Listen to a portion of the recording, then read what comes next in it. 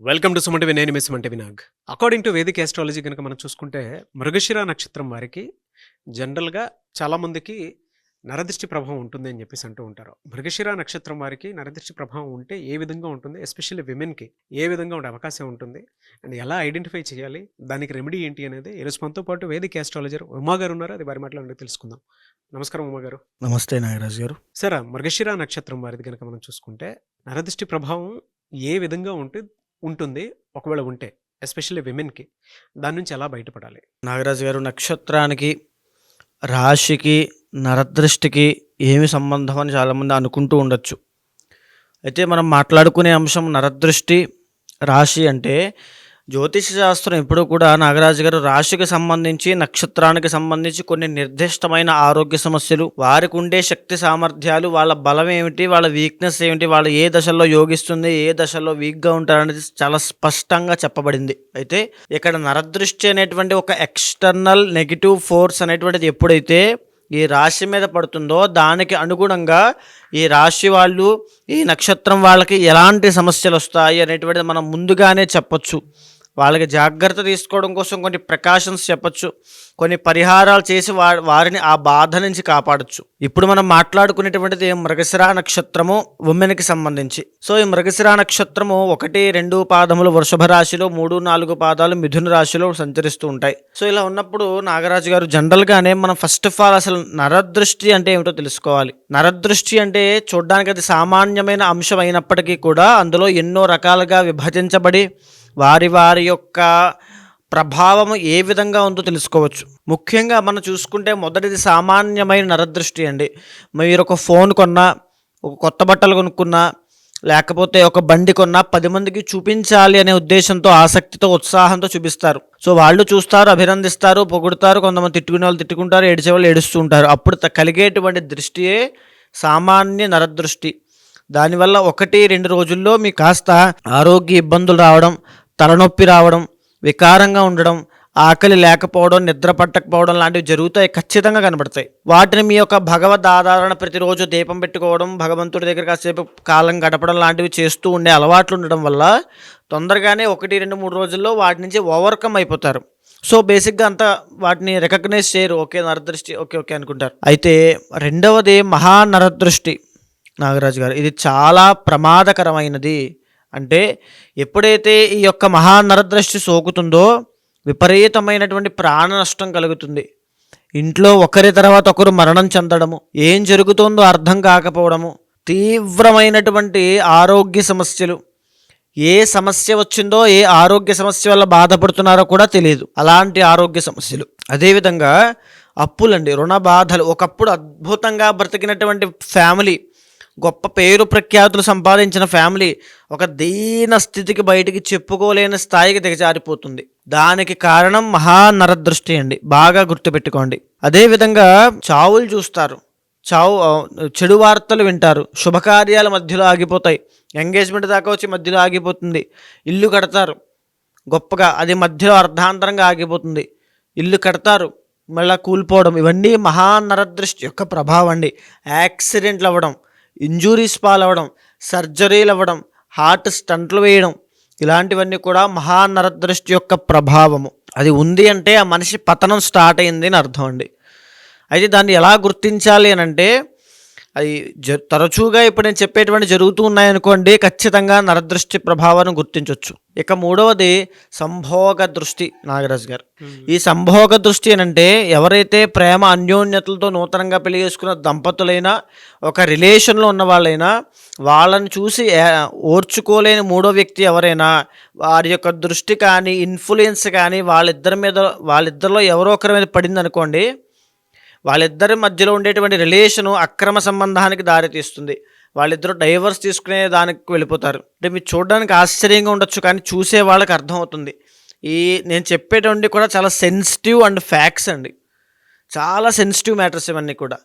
వాళ్ళకి అర్థమవుతాయి. వాళ్ళ జీవితంలో జరిగినటువంటి పాస్ట్లోకి వెళ్ళిన తర్వాత ఓకే, ఆ రోజు అలా జరిగింది, దానివల్ల ఇదంతా జరుగుతోందని వాళ్ళకి అర్థమవుతుంది. ఇక రెండవది, భార్య భర్తను సరిగ్గా పట్టించుకోకపోవడం, భర్త భార్యను సరిగ్గా పట్టించుకోకపోవడం, మనస్పర్ధలు, మిస్అండర్స్టాండింగ్స్ రావడం, ఇవన్నీ కూడా సంభోగ దృష్టి వల్ల పడేటువంటి బాధలు. అదేవిధంగా సంతాన దృష్టి, నాగరాజు గారు, సంతాన దృష్టి ఎప్పుడైతే పడుతుందో, అన్నిటికంటే ముఖ్యమైన మన ఇంట్లో చిన్నపిల్లలు ఉంటారండి. అర్ధాంతరంగా అంటే మధ్యలో ఏ కారణం లేకుండా లేచి ఏడుస్తూ ఉంటారు. వాళ్ళకి ఈ సంతాన దృష్టి ఉండడం వల్లే జరుగుతుంది. అన్నం తినరు, ఇంతకు ముందుగా చలాకీగా యాక్టివ్గా అల్లరి చేస్తూ ఆడుకుంటూ ఉండడం కనబడదు, చిక్కిపోతూ ఉంటారు, డైజెషన్ ప్రాబ్లమ్స్ అవుతూ ఉంటాయి పిల్లలకి, అంటే మోషన్స్ అవ్వడం లాంటివి జరుగుతూ ఉంటాయి, అస్తమాను జ్వరం వస్తూ ఉంటుంది. ఇవన్నీ కూడా సంతాన దృష్టి. ఇంకా ఎదిగే పిల్లలైనా సరే, ఈ యొక్క 10th క్లాస్ అయినా, ఇంటర్ అయినా, బీటెక్ అయినా, వీళ్ళందరూ కూడా విద్య మీద, చదువు మీద దృష్టి పక్కన పెట్టేసి వ్యసనాలకి, అలవాట్లకి, జల్సాలకి డబ్బులు వృధా చేయడం, చెడు సహవాస దోషాలు పట్టడం, ఇవన్నీ జరుగుతాయండి. సంతాన దృష్టి. కొంతమంది చిన్నపిల్లలు అర్ధాంతరంగా చనిపోతూ ఉంటారు. సంతాన దృష్టి. కడుపులో ఉన్నటువంటి బిడ్డ మిస్క్యారీ అయిపోయి చనిపోతుంది, సంతానం నిలబడదు. సంతాన దృష్టి. ఈ సంతాన దృష్టి ఉంది అని అంటే సంతానం కలగడం కష్టము. ఇకపోతే సూక్ష్మ నరదృష్టి అని ఉంటుంది నాగరాజు గారు. అన్నిటికంటే ప్రమాదకరమైందని చెప్పచ్చు, ఒక స్లో పాయిజన్ లాంటిదని కూడా చెప్పచ్చు.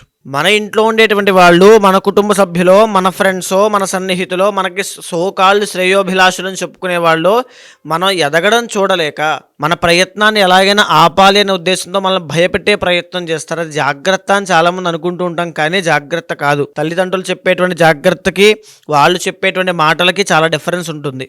అక్కడికి వెళ్ళకు, పడిపోతావు, అది చెయ్యకు, ఓడిపోతావు, అప్పులు పాలైపోతావు, ఎవరూ లేరు, నువ్వు ఒక్కడే ఉంటావు, ఒంటరి పాలైపోతావు అంటే ఎన్నో రకాల ప్రలోభాలకి లోపల రిస్క్ తీసుకోకు, అవసరమా, ఎందుకు, అవసరం లేదు, ఇక్కడే ఉండు, సరిపోతుంది అంటే మనిషిలో ఉండేటువంటి ప్రయత్న బలాన్ని తొక్కేయడము, వాళ్ళంతా వాళ్ళే తొక్కుకునేలా చేయడము, ఇదే సూక్ష్మ నరదృష్టి అండి. మన చుట్టూనే ఉంటారు వాళ్ళందరూ కూడా, మన ఫ్రెండ్స్, మన కుటుంబ సభ్యులు, వాళ్ళకి తెలుస్తుంది నేను చెప్పేటువంటి మాటలన్నీ కూడా. ఇది సూక్ష్మ నరదృష్టి అండి. అయితే ఇప్పుడు మనం మాట్లాడుకునే అంశం మృగశిర నక్షత్రం గురించి. సో మృగశిర నక్షత్రం వెరీ డేరింగ్ అండ్ డాషింగ్ నక్షత్రం అండి. సో ఎవ్వరికి తల వంచేటువంటి నక్షత్రం కాదు, తల తీసేటువంటి నక్షత్రం అవసరం అయితే. సో ఇది 1-2 పాదాలు ఉన్నంత వరకు కూడా శుక్రుడు ఆధిపత్యం వహిస్తూ ఉంటాడు. కాబట్టి ఈ మృగశిర నక్షత్రంలో ఉన్న వాళ్ళకి విపరీతమైన ఆరోగ్య సమస్యలు వస్తాయి. ఒకవేళ ఈ నరదృష్టి సోకితే కనుక, వీళ్ళకి సోకేటువంటి నరదృష్టి ఎప్పుడూ కూడా మహానరదృష్టి ఉంటుంది. ఎందుకంటే ఆవేశపరులు, చాలా ఎక్స్ట్రీమ్ నేచర్లో ఉంటారండి. ఎవరికైనా సాయం చేయాలన్నా వీళ్ళే, ఎవరైనా కొట్టాలన్నా వీళ్ళే, ఎవరైనా తిట్టాలన్నా వీళ్ళే. ఒక రకమైనటువంటి స్ట్రైట్ ఫార్వర్డ్నెస్ అనేది వాళ్ళ మాటల్లో, వాటిలో కనబడుతూ ఉంటుంది. వాళ్ళ ముఖంలో కూడా చాలా డేరింగ్ అంటే సాహసోపేతమైన నిర్ణయాలు తీసుకోవాలన్నా వీళ్ళే. సో వాళ్ళకి ఆ చలాకితనం పోతుంది, ఆ యాక్టివ్నెస్ పోతుంది. ఆరోగ్య సమస్యలు, ఈ యొక్క 1-2 పాదాల వాళ్ళకి గుప్త రోగాలు వస్తాయి. పీసీఓఎస్, ఎందుకంటే కుజుడు బ్లడ్కి కారకుడు, శుక్రుడు గుప్త రోగాలకి కారకుడు. పీసీఓఎస్, థైరాయిడ్, ఫ్యాటీ లివర్, అంటే ఇవన్నీ ఉంటే వీటిని అలా గుర్తించవచ్చు ఖచ్చితంగా. నరదృష్టి వల్లనే ఇవన్నీ వస్తాయి. ఫ్యాటీ లివర్ అవ్వచ్చు, తర్వాత థైరాయిడ్ అవ్వచ్చు, ఈ పీసీఓఎస్ అవ్వచ్చు. సంతానపరమైన ఎన్ని సమస్యలు ఉన్నాయో అవి వస్తాయి. వాటి కాకుండా యూరినరీ ట్రాక్ ఇన్ఫెక్షన్స్ అండి. అదేవిధంగా ఆడవాళ్ళకి బయటికి చెప్పుకోలేని కొన్ని ఇబ్బందులు ఉంటాయి. మెన్స్ట్రువల్ సైకిల్స్లో ఇబ్బందులు వస్తాయి, చాలా ఇబ్బందులు వస్తాయి వాళ్ళకి. గుప్త రోగములు అంటాం, బయటికి చెప్పుకోలే ప్రొడక్టివిటీ ప్రాబ్లమ్స్ చాలా ఉంటాయి. వాటన్నిటి విషయాల్లో ఆడవాళ్ళు ఎఫెక్ట్ అవుతారు మహానరదృష్టి వల్ల. అండ్ ఇంకొకటి లవ్ ఫెయిల్యూర్స్ అండి. మృగశిర నక్షత్రం 1-2 పాదాల వాళ్ళు, మీరు ఆడవాళ్ళు అయితే మీకు లవ్ ఫెయిల్యూర్ అవుతోంది అంటే, మిమ్మల్ని మీ భర్త కానీ లేకపోతే మీరు ప్రేమించేటువంటి వ్యక్తి కానీ అర్థం చేసుకోవట్లేదు, ఆ రిలేషన్ తెగిపోయేలా ఉంది అనుకుంటే దానికి కారణం మహానరదృష్టి. దానివల్ల విపరీతమైన సమస్యలు పడతారు. మీ ఆవేశంలో తీసుకునే నిర్ణయాలే వాటికి ఇబ్బంది కలిగించేలా చేస్తాయి. మీ ఆవేశంలో వీళ్ళు ఒక మాట అనేస్తారండి, వెనక్కి తీసుకోలేరు. ఒక నిర్ణయం తీసేసుకుంటారు ఆవేశంలో, వెనక్కి తీసుకోలేరు. అక్కడితో ఆ విషయం అలా ఆగిపోతుంది, వీళ్ళే నష్టపోతారు. దానికి కారణం ఏంటంటే అప్పుడు వాళ్ళ మెదడులో నడిచేటువంటి ఆలోచనలు, అది నరదృష్టి ప్రభావం వల్ల చెడు ఆలోచనలు, రాంగ్ డైరెక్షన్స్ వెళ్తూ ఉంటాయి. సో ఇది చాలా సెన్సిటివ్ నాగరాజు గారు. బాగా కూలంకషంగా మీరు ఆలోచిస్తేనే తెలుస్తుంది. ఒక నెగిటివ్ ఎక్స్టర్నల్ ఫోర్స్ ఎప్పుడైతే మృగశిర నక్షత్రం మీద పడుతుందో, వాళ్ళు తీసుకునే ఆలోచనల మీద, వాళ్ళు మాట్లాడేటువంటి మాటల మీద ఒక నెగిటివ్ ఇంపాక్ట్ అనేది క్రియేట్ చేస్తుంది. ఇక 3-4 పాదాల వాళ్ళు కుటుంబ సభ్యులతో తగాదాలు, సొంత తల్లి, సొంత తండ్రి, లేకపోతే బావ, లేకపోతే మామయ్య, వీళ్ళు ఎంత సపోర్ట్ చేసినప్పటికీ కూడా వాళ్ళతో ఏదో ఒక తగ్గు అనేది ఏర్పడుతూ ఉంటుంది. వ్యాపారంలో నష్టం అండి. ఎందుకంటే మృగశిర 3, 4 పాదాలు వ్యాపారంలో ఒక దిగ్గజంలో ఎదుగుతారని మనం మాట్లాడుకున్నాం. ఒక చెప్పాలంటే ఒక టఫ్ కాంపిటీషన్ ఇస్తారు బిజినెస్ మ్యాగ్నెట్స్ కూడా వీళ్ళు. ఆ రకమైనటువంటి తత్వము, ఆ రకమైన క్యాపబిలిటీ, తెలివితేటలు ఉన్న వీళ్ళు ఆ తెలివితేటలు పనిచేయవు. సడన్గా కుప్పకూలిపోతారు. అంటే బుద్ధి ప్రచోదనం అవ్వదు. అంటే వాళ్ళ ఆలోచన విధానం పనిచేయదు. వాళ్ళు ఎన్ని ప్లాన్స్ చేసినా ఫెయిల్యూర్ అవుతూనే ఉంటాయి. అప్పుల పాలైపోతారు. న్యూరో రిలేటెడ్ ప్రాబ్లమ్స్ వస్తాయండి. న్యూరో అంటే నరాలకి సంబంధించిన ఇబ్బందులు వస్తాయి. స్కిన్ రిలేటెడ్ ర్యాషెస్ వస్తాయి. స్కిన్కి సంబంధించిన ఇన్ఫెక్షన్స్ వస్తాయి. బ్లడ్ ఇన్ఫెక్షన్స్ వస్తాయి. తర్వాత చెప్పండి కంటి సమస్యలు వస్తాయి. సర్జరీలు చేసుకునే అవకాశం వస్తుంది. తర్వాత చెప్పండి డెంటల్ ప్రాబ్లమ్స్ వస్తాయి. ఇవన్నీ కూడా ఈఎన్టీ ప్రాబ్లమ్స్ ప్రతిదీ కూడా 3, 4 పాదాల వాళ్ళకి ఎఫెక్ట్ అవుతాయి ఈ నరదృష్టి వల్ల. అండ్ ఇంకా చెప్పాలంటే ఈ యొక్క 1, 2 పాదాల వాళ్ళకి ఇందాక మనం మాట్లాడుకుంటున్నప్పుడు సంభోగ దృష్టి అనేటువంటిది ఎక్కువ ఉంటుందండి. ఇందాక మనం అదే మాట్లాడుకున్నాం. మీ రిలేషన్లో కనుక ఇబ్బందులు వస్తున్నాయంటే నరదృష్టి ప్రభావం ఎక్కువగా ఉంది అని అర్థం అండి. సో ఇక్కడ 3, 4 పాదాల వాళ్ళకి కూడా అదే. 3, 4 పాదాల వాళ్ళకి ఆరోగ్యపరమైన తీవ్రమైన సమస్యలు వచ్చే అవకాశం ఉంటుంది. చాలా జాగ్రత్తగా ఉండాలండి. 3, 4 పాదాల వాళ్ళు సామాన్యమైన వ్యక్తులు కాదు జనరల్గానే. ఎందుకంటే వాళ్ళ తెలివితేటలు అమోఘంగా ఉంటాయి. ఏదైనా తీసుకునే నిర్ణయము ఒక స్ట్రాంగెస్ట్ డెసిజన్ అవుతుంది. కానీ ఇప్పుడు అదేం ఉండదు, డైల్యూట్ అయిపోతుంది. వీళ్ళకి ఆ గౌరవ మర్యాదలు తగ్గిపోతాయి. అప్పటి వరకు వీళ్ళు తీసుకునే నిర్ణయానికి కింద ఉండే ప్రతి ఒక్కరు సాల్యూట్ చేసేవాళ్ళు. ఇక్కడి నుంచి ఆ నిర్ణయం పవర్ వాల్యూ తగ్గిపోతుంది. సో కుజుడు కాబట్టి. తరువాత ఎప్పుడైతే బుధుడు ఈ మిథున రాశి అవుతుంది, అక్కడేమో వృషభ రాశి అవుతుంది. రాబోయేటువంటి మే 15వ తారీఖు తర్వాత 1, 2 పాదాల వాళ్ళు చాలా ఇబ్బంది పడబోతున్నారు. ఎందుకంటే గురుడు రాబోతున్నాడు సెకండ్ హౌస్లోకి. అద్భుతంగా ఉంటుంది. విపరీతమైన డబ్బులు ఖర్చులు అయిపోతాయండి. ఎప్పుడైతే మన దగ్గరికి ఒక కొత్తదనమో, ఒక కొత్త రకమైనటువంటి ఆలోచనలు, ఒక కొత్త రకమైన సక్సెస్ మన దగ్గరికి వస్తుందో అప్పుడే మన మీద నరదృష్టి ప్రభావం అనేది పడుతుంది. వృషభ రాశి వాళ్ళు ఈ సంవత్సరం విపరీతమైన నరదృష్టికి గురవ్వబోతున్నారు. ఆల్రెడీ జరిగినటువంటి డిసెంబర్, జనవరిలో వీళ్ళకి ఆరోగ్యపరమైన ఇబ్బందులు వచ్చాయి. ఇప్పటికీ వీళ్ళు కంటకశని ప్రభావం వల్ల చేసేటువంటి వృత్తి వ్యాపారాల్లో అనుకూలంగా లేక చాలా ఇబ్బందులు పడుతున్నారు. ఏ మంత్లో ఎలా ఉంటుందండి వీళ్ళకి? సో ఇప్పుడు మృగశిర నక్షత్రం తీసుకుంటే అండి, వృషభ రాశికి సంబంధించినంత వరకు జనవరి, ఫిబ్రవరి, మార్చ్ అనేది చాలా యావరేజ్గా ఉంటుందండి. ఎవరైతే భగవద్ ఆరాధన చేస్తారో, నిత్యము జపము లాంటివి చేస్తారో, నిత్యం ఒక స్పిరిచువల్ కనెక్టివిటీ అనేది వాళ్ళకు ఉంటుందో వాళ్ళు కాస్త పర్వాలేదు, అబో యావరేజ్గా ఉంటుంది. లేదు అనుకునే వాళ్ళకి ఆరోగ్య సమస్యలు, ఇంజూరీస్, సర్జరీస్, గాయాలు పాలవడం ఇవన్నీ కూడా అయ్యేటువంటి అవకాశాలు ఎక్కువ ఉంటాయి. ఇకపోతే మార్చి 30వ తారీఖు తర్వాత శని ఎప్పుడైతే కంటకశని ప్రభావం పోతుందో ఈ 1, 2 పాదాలు మృగశిర 1, 2 పాదాల వాళ్ళకి అద్భుతంగా ఉంటుందని చెప్పొచ్చు. మే 15 తర్వాత ఇంకా చాలా బాగుంటుంది. కానీ జాగ్రత్తగా ఉండాల్సింది కూడా అదే సమయంలో అండి. అప్పుడే మళ్ళీ నష్టపోతారు. ₹1,00,000 రావడం గొప్పతనం కాదండి, దాన్ని సేవ్ చేసుకోవాలి. అది నిలబడదు వీళ్ళ దగ్గర. విపరీతంగా వెళ్ళిపోతూ ఉంటాయి డబ్బులు. ఖర్చు పెట్టడమే పరమార్థంగా అయిపోతుంది. కాబట్టి మృగశిర నక్షత్రం వాళ్ళు ఖచ్చితంగా ప్రతిరోజు ఉదయం బ్రహ్మ ముహూర్తంలో నిద్ర లేచి లక్ష్మీదేవిని ఆరాధన చేయాలి. ఇద్దరు 1, 2, 3, 4 పాదాల వాళ్ళు లక్ష్మీదేవి యొక్క ఆరాధన చేయాలి. ఓకే. సో లక్ష్మీ స్తోత్రం, కనకధార స్తోత్రాన్ని కానీ, లేకపోతే ఖడ్గమాల స్తోత్రం ఉంటుందండి, దాన్ని కానీ ఒక 11 సార్లు చదివేటువంటి ముందు ఒక విషయం గుర్తుపెట్టుకోండి. ఏదైతే సమస్య ఉందో, ఏదైతే కోరిక ఉందో అది బ్రహ్మ ముహూర్తంలో 11 సార్లు మనసులో చెప్పుకొని బలంగా ఆ తరువాత ఈ పారాయణ చేయండి. ఖడ్గమాల, కనకధార 27 రోజులు కంప్లీట్ అయ్యేసరికి ఒక అద్భుతమైన ఎనర్జీ మీలో పుడుతుంది. ఒక తపశ్శక్తి ఎలా అయితే వస్తుందో అలా మీ మనసులో, మీ శరీరంలో ఒక తపశ్శక్తి ఉద్భవిస్తుంది. అమ్మవారి యొక్క శక్తి మమ్మల్ని నడిపిస్తుంది. ఒకవేళ లేదు చేయలేకపోతున్నాం, చదవలేకపోతున్నాం అనుకునేవారు ఖచ్చితంగా కాంటాక్ట్ అవ్వండి. ప్రత్యంగిర హోమం అని ఉంటుంది. అది చేస్తే ఎలాంటి నరదృష్టి అయినా, ఎలాంటి దృష్టి దోషాలు, దుష్ప్రభావాలు ఉన్నా అవన్నీ తొలగిపోతాయి.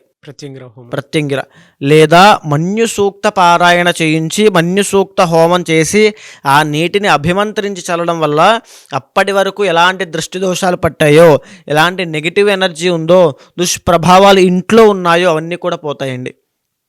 ఆ రక్షా సూత్రాలు ధరించిన తర్వాత అంత అద్భుతంగా పనిచేస్తాయి. అతి శీఘ్రంగా చేసిన తర్వాత రోజు నుంచి రిజల్ట్స్ కనబడతాయి. వాళ్ళకి ఏ వారం పాజిటివ్ వైబ్స్ ఉండే అవకాశం ఉంటుందన్న. మంగళవారం నాగరాజు గారు, మంగళవారం నాడు కనుక ఆంజనేయ స్వామి యొక్క ఆరాధన చేస్తే మన్యు సూక్తం కూడా ఇందాక నేను చెప్పినటువంటిది ఆంజనేయ స్వామికి సంబంధించినటువంటి వేద సూక్తం, ఋగ్వేదంలోది. ఆంజనేయ స్వామి ఆరాధన చేస్తే మృగశిర నక్షత్రం వాళ్ళకి అద్భుతమైన ఫలితాలు ఉంటాయి. ఓకే.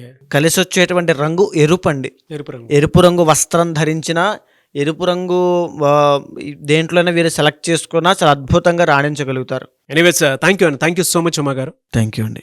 ఎవరికి వారికి సంబంధించినటువంటి వాటిలో కనుక మనం చూస్తే వ్యక్తిగత జాతకం ప్రకారం ఒక్కొక్కరికి ఒక్కొక్క దోషాలు అవి ఉంటూ ఉంటాయి.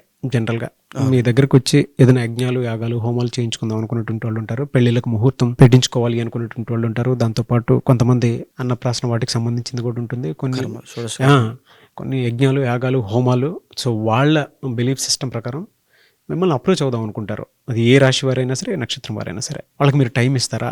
అపాయింట్మెంట్ తీసుకోవచ్చా? ప్రాసెస్ ఏంటి? తప్పకుండా అండి.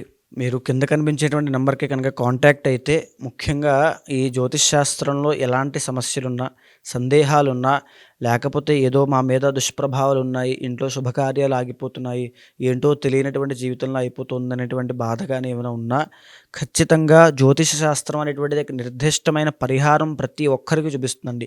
యాస్ట్రాలజీ అనేటువంటిది ఒక ఆయుధం లాంటిది మన భారతదేశంలో. ఇది వెస్ట్రన్ కల్చర్లో కూడా అలవాటైందంటే దీని యొక్క పవర్ ఏంటో ఆలోచించవచ్చు. సో యాస్ట్రాలజీ ద్వారా ప్రతి మనిషిని ప్రిడిక్ట్ చేయొచ్చు. ఆ వ్యక్తికి ఎప్పుడు ఎలాంటి సమయాల్లో ఎలాంటి జాగ్రత్తలు తీసుకోవాలో తెలుసుకోవచ్చు. ఎలాంటి ఆరోగ్య సమస్యల విషయంలో జాగ్రత్త ఉండాలి, ఎలాంటి వృత్తి వ్యాపారంలో సక్సెస్ అవుతాడు, ఎలాంటి సమయంలో పెట్టుబడి పెట్టాలి, స్టాక్ మార్కెట్ అవ్వచ్చు, లేకపోతే ఇన్వెస్ట్మెంట్స్ అవ్వచ్చు, గోల్డ్ అవ్వచ్చు, ప్రతి దాని విషయం గురించి ఈ ఆస్ట్రాలజీ చాలా కూలంకషంగా డీప్గా చెప్పింది. కాబట్టి దీన్ని అర్థం చేసుకునే విధానంలో తప్పకుండా అప్రోచ్ అవ్వచ్చు. ఖచ్చితంగా ఆ ముహూర్తాలకైనా సరే, యజ్ఞ యాగాదులకైనా, ఏ పూజా కార్యక్రమానికైనా తప్పకుండా అపాయింట్మెంట్ తీసుకోండి. కన్సల్ట్ అవుతాను, ఖచ్చితంగా చేపిస్తాను. డెఫినెట్గా. ఎనీవేస్ థ్యాంక్ యూ అండి. థ్యాంక్ యూ సో మచ్ అమ్మ గారు. థ్యాంక్ యూ అండి. చూసారు కదా వీడియో. ఈ వీడియోపై మీ అభిప్రాయాన్ని కమెంట్ బాక్స్లో పోస్ట్ చేయండి. ముఖ్యంగా మీరు కనుక ఉమా గారిని వేదిక్ ఆస్ట్రాలజీ ప్రకారం మీకు ఉండేటువంటి లైఫ్ స్టైల్లో ఏదైనా చేంజెస్ తీసుకురావాలి అనుకున్నటువంటి వాళ్ళు, లేదనంటే ఏదైనా యజ్ఞాలు, యాగాలు, హోమాలు లాంటివి చేసుకోవాలి అనుకున్నా, అండ్ దాంతోపాటు మీకు ఏదైనా డౌట్స్ ఉన్నా కూడా త్రూ వేదిక్ ఆస్ట్రాలజీ కనుక వెళ్ళాలి అనుకుంటే స్క్రీన్ మీద మీకు ఉమా గారి కాంటాక్ట్ నెంబర్ కనిపిస్తుందని మీరు కాల్ ఆర్ మెసేజ్ వాట్సాప్ చేసి వెంటనే అపాయింట్మెంట్ బుక్ చేసుకోవచ్చు. అండ్ ఈ వీడియో లైక్ చేయండి, షేర్ మాత్రం తప్పకుండా చేయండి. ఇలాంటి మరిన్ని వీడియోస్ కోసం మా ఛానల్ ఫాలో అవ్వండి. Thank you.